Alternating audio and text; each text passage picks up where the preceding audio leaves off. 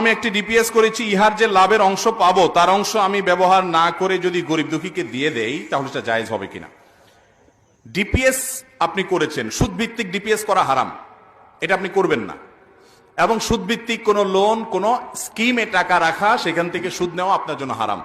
এখন আগে বুঝেন না, রেখে ফেলেছেন, এখন টাকাটা চলে আসছে, তাহলে এটা সওয়াবের নিয়ত করা ছাড়া কোনো গরিব মানুষকে দান করে দিবেন। কিন্তু আপনি ভালো উদ্দেশ্যে, অর্থাৎ গরিবকে যেন বেশি দান করতে পারেন, সেজন্য আপনি আরো চড়া সুদে আরেক জায়গায় দিলেন, এটা জায়েজ হবে না। আমাকে একবার এক ভদ্রলোক উনি প্রশ্ন করেছেন যে ভাই, আমি এক ব্যাংকে টাকা রাখলে সুদ পাই এই পার্সেন্টেজে, এখন আরেকটা ব্যাংক পাইছি সেখানে আমাকে আরো বেশি পার্সেন্টেজে সুদ দিবে, তো আমি নিজে তো খাবো না, এটা হারাম, আস্তাগফিরুল্লাহ, আমি খাবো না, তো আমি ওই ব্যাংকে দিব যাতে সুদটা বেশি আসে, এই টাকাটা আমি গরিবকে দিব, তো গরিব যেন বেশি পায়, জায়েজ হবে কিনা?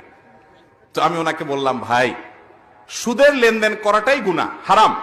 আপনি নিরুপায় হয়ে যদি করতে হয় যে আর কোনো উপায় নেই, তখন যায় এই মাসলা যে আপনি গরিবকে দান করে দিবেন। ঠান্ডা মাথায় আপনি সুদী ব্যাংকে টাকা রেখে সুদ নিয়ে এরপরে আপনি গরিব মানুষকে উপকার করতে যাবেন, এই পদ্ধতিতে আপনাকে দানের শিক্ষা ইসলাম দেয়, এটা নাজায়েজ এবং গুনাহের কথা, বিধায় এটা করা যাবে না।